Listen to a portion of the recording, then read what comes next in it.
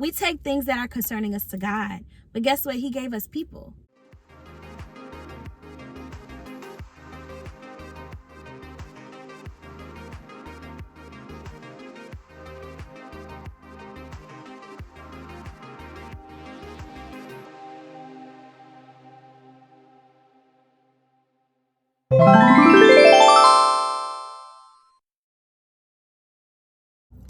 Hello, beautiful people, and welcome back to another video. If you are new here, make sure that you subscribe, make sure that you share this video, make sure you give this video a thumbs up, and also leave me a comment. Like, I like to interact with you guys. Most of you interact with me on my Instagram, which it will be in the description box. You can also find me on Facebook, where you can also interact with me there as well. And I'm new to the TikTok game, but you can definitely find me on TikTok as well. TikTok, you get to see like a different side of me than what I bring to YouTube. TikTok is like more like the fun, kind of like I'm dancing. Not great at choreographed dancing, you know, like organized dancing, but it's fun.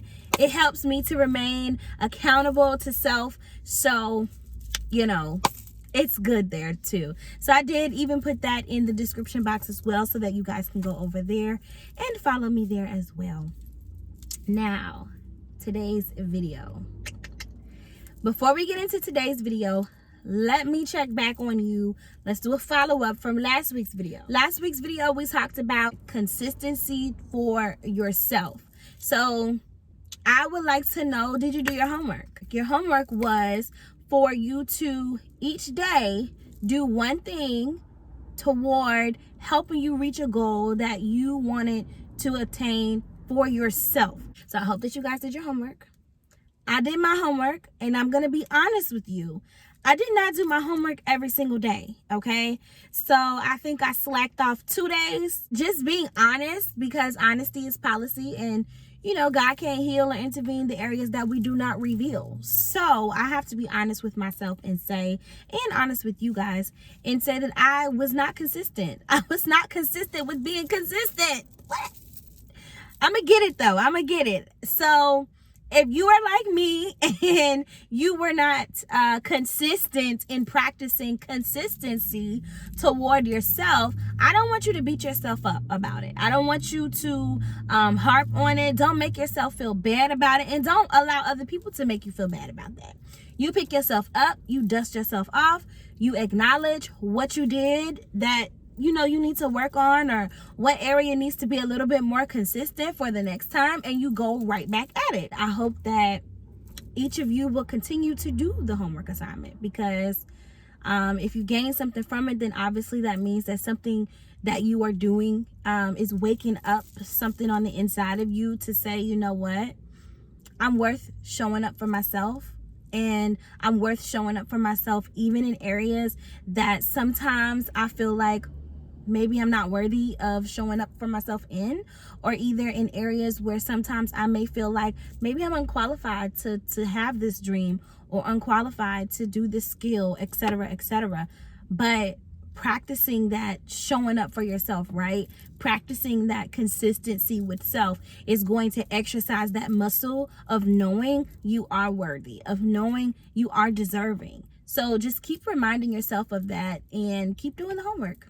In today's video, we're going to talk about depression and anxiety, okay? This is something that I am very passionate about. I am very passionate about it because, as I shared in previous videos, and if you haven't gone back and watched the previous videos, I highly encourage you to do so. I have shared a lot of transparency on my page with things that I dealt with in the past. But the reality is, those are still things that show up in my life today, right? I do believe that when certain situations arise, or when there are moments of isolation, or there are periods of separation from familiarity, right? Those emotions and those feelings, they resurface. They tend to resurface.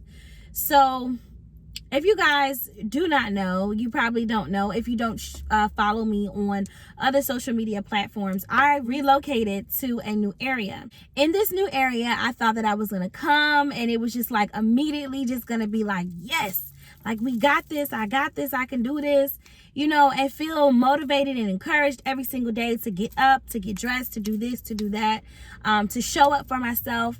I moved with knowing that I had a job, a very good paying job, like waiting for me when I got here, only to get here and for the job to notify me that due to COVID, they were not able to offer the position to me any longer.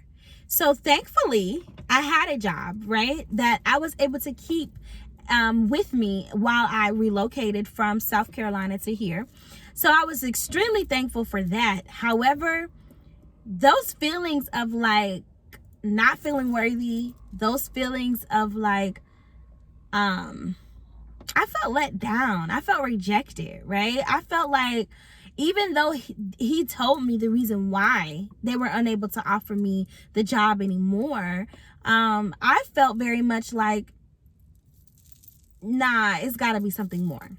So as a result of that, and also as a result of basically isolation, right? I was by myself, physically by myself. Nonetheless, I'm going through the motions, right? I'm calling my mom every day.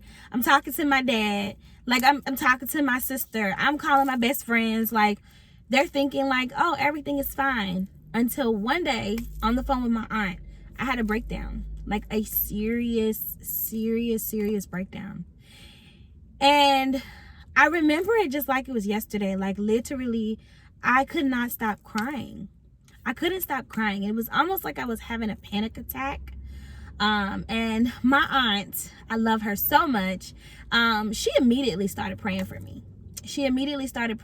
And then after praying for me, we talked. And she helped me to understand that I was being hard on myself because a plan didn't work out the way that I had planned for it to work out. And as a result of the plan not working out, I allowed those feelings of rejection, isolation, unworthiness, which ended up turning into extreme depression. I was in a dark place. I was away from everything that was familiar, and I felt like, why? Like if I came here, I've been applying for jobs before I came here, and nothing was like, nobody was calling me back. Nobody was interested. And then I got this really amazing job. And then they offered me the position. And then I get here, I uproot my entire life. And they're like, no, sorry, we changed our mind. We don't want you. So that was like a pivotal moment for me in the beginning of my transition of feeling like depressed, of being depressed. And I'm not gonna lie to you guys, I carried that for a long time. Even now, some of those feelings still kind of resurface when certain situations take place in my life. But one thing that I can say that has helped me deal with those things is, number one, to be honest with myself about where I am, right? About what I'm struggling with, about how I'm feeling, about what I'm thinking. Even if it's not the status, oh, you're doing a great job, or oh, you got this, or oh, I believe in self. It doesn't matter what it is because it's about me, right? I have to be honest with me, and I have to be honest with my village so that they can show up and that they can help me, right? So that was one thing that I was not doing. I was telling everybody that I was okay. I was like leading them to believe like everything was fine. I'm 7 hours away from home. My mom and dad are, they worry. So they're just like, are you sure you good? And mama always know. Mamas always know when something is not right. So my mother knew, and she would send me text messages occasionally, and she would just be like, I'm just thinking about you. I just love you. I hope that everything is okay. And I would be like, I'm good, Mom. Like sending her a text back, I'm good. Meanwhile, on the other end of the phone, on the other end of the text message, I'm crying my eyes out. Now we're going to fast forward, right? Because a lot has happened. A lot has happened in my life. So I get engaged and I'm super excited, right? Super, super, super excited. Yes, I'm engaged. I'm about to be a wife. It's a fiance, okay? But even in my relationship, right? I love my fiance so much, so much. And my fiance helps me to deal and to be honest, right, about where I'm at. And in so many ways, they force me to see myself in a light that I was never able to consistently see myself in. Even though it was something that I wanted, it was never something that I was able to consistently see myself in. So I would not show up as that individual every single day. But being in this relationship has really been challenging those parts of me where I feel like I'm unworthy, where I feel like I'm not enough, where I feel like this can't be my life. Imposter syndrome is what it is. And in some ways, I definitely take it out on my fiance sometimes, and I'm so sorry for that, baby. If you're watching this, I apologize.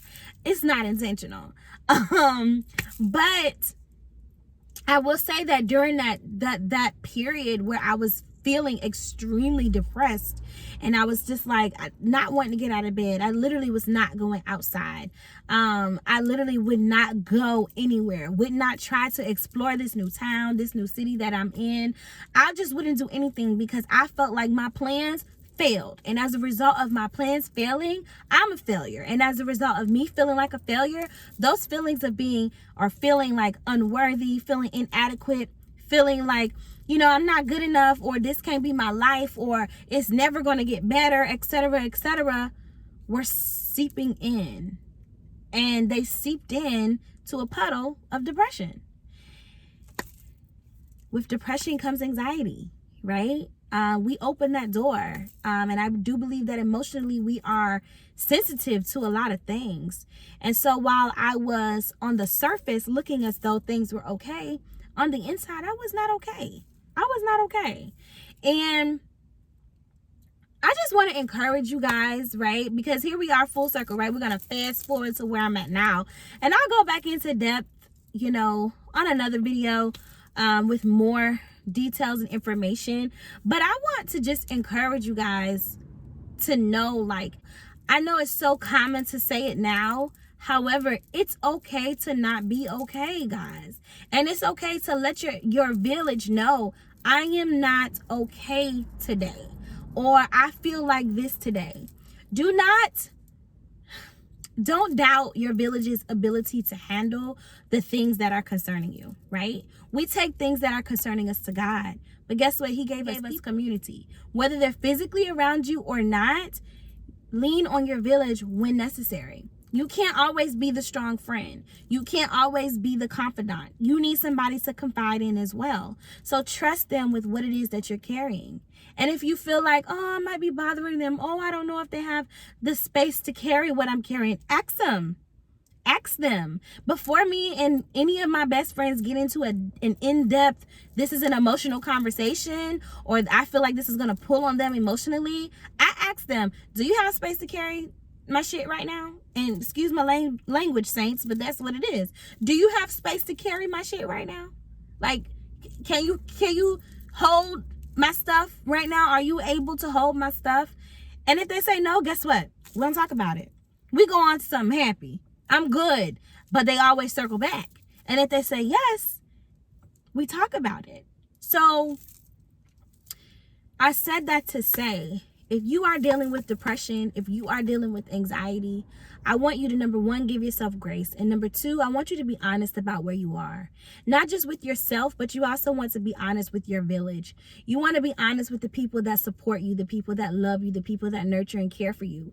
These people that you talk to every day, your parents, your siblings, your aunts, your fiancés, whoever it is, they are not there to just celebrate you in the good times. They're also supposed to be there to uplift you in moments when you feel like you cannot uplift yourself. So lean on your village. And if you are finding that your village is unreliable and that you cannot lean on them in your toughest times, but they're only there to celebrate in the good times, then you need to ask God to help you to separate yourself from that village and to lead you to attract a better village that's going to meet the needs that you need. So it can be a two-way situation. It's got to be an exchange, okay? You're worthy of that. I love you so much. Go and love this week. Make sure that you are honest with yourselves. Continue the homework from last week, writing down things that you are doing daily for consistency towards yourself, and make sure that you are honest with your village. The people that support and love you want to be there to do more than support and love you. They want to uplift you and carry you through your tough times as well. Lean on Jesus and lean on your village. I love you so much.